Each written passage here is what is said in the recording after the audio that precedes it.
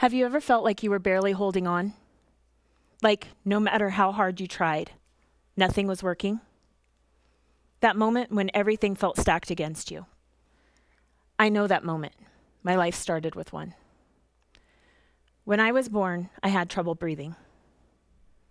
The doctors tried everything. They broke my nose, stuck a needle through my tongue, hooked me up to all kinds of machines. Nothing was working. They were preparing to declare me legally dead when my dad called my mom and asked her to marry him. That's how I got my name, Genesis, the beginning of the family. It's a beautiful story, right? But that first fight for breath wouldn't be my last. My childhood was a battleground, full of struggles that no child should have to endure. But one thing kept me going: resilience. Time and time again, I was faced with a choice: let my circumstances define me, or fight for something better. When I was a little girl, I had this vision. I was a model, a speaker, an entrepreneur, a mother. But life, however, had other plans. I was a teen mom, then a single mom, and fell into relationships that mirrored the dysfunction I grew up with. At every turning point, I had to decide: would I keep running, or would I face the truth? Would I cling to what was familiar, or would I step into the unknown? Because real resilience isn't just about enduring. It's about knowing when to stop running, when to face the truth, and when to rebuild forward.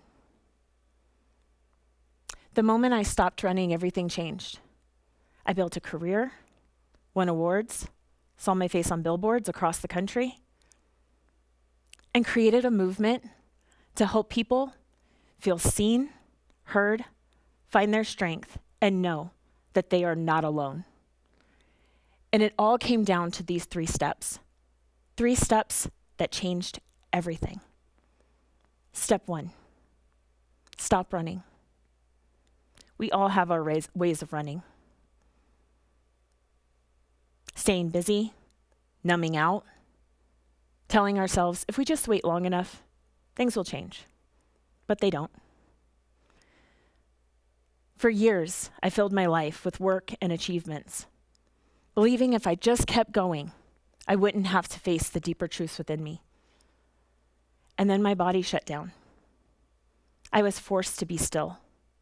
And in that quiet, I realized I had built a life that looked successful, but it wasn't fulfilling. I was exhausted, disconnected, and stuck in patterns that weren't serving me. What are you running from? Maybe it's a painful truth, a past mistake, a relationship you know isn't right. Whatever it is, acknowledge it. Because when you stop running, you'll see things clearly. Step 2, face the truth.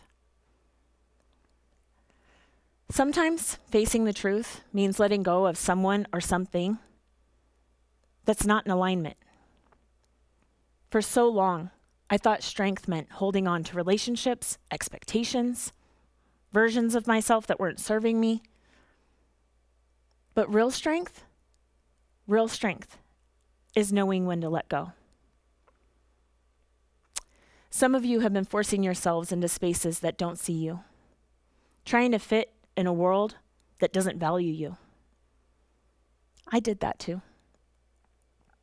On the outside, I had the success, the career, the accomplishments. But when you looked into my eyes, you saw the pain behind a stoic smile. What's the truth that you already know, but you haven't accepted? Maybe you've been telling yourself, it's not that bad. If I just try harder, it'll get better. But deep down, you know. Step 3, rebuild forward. Letting go is one thing. Moving forward, that's another. Stepping into something new is terrifying, especially when you're leaving behind the only version of yourself that you've ever known. But growth is a choice you won't regret making. When I finally stopped seeking validation and started building something aligned with my purpose, Reigning Resilient Queens was born. Not just a movement, but a promise to myself and others who feel unseen, stuck, and lost. Right now, I want you to think about one thing that you need to let go of to move forward. Maybe it's a toxic mindset, a story you've been telling yourself, a relationship you know isn't right. Whatever it is, say it in your head. That's your first step. If you've ever questioned whether you have the strength to keep going, let me tell you something right now. You do. You always have. The trauma didn't break you. It built you. And what's next is yours to create. So what's your next step? Maybe it's setting a boundary, finally forgiving yourself, chasing that dream you've been too afraid to go after. Maybe it's just getting out of bed tomorrow and trying again. Whatever it is, choose it. It doesn't have to be big. It doesn't have to be perfect. It just has to be forward. Because what comes next changes everything. I've worked with people across the country facing divorce, body image issues, addiction. And one thing holds true. When they stop, face the truth, and rebuild forward, they start creating the life that they deserve. So I want to leave you with one question. What are you running from? Thank you.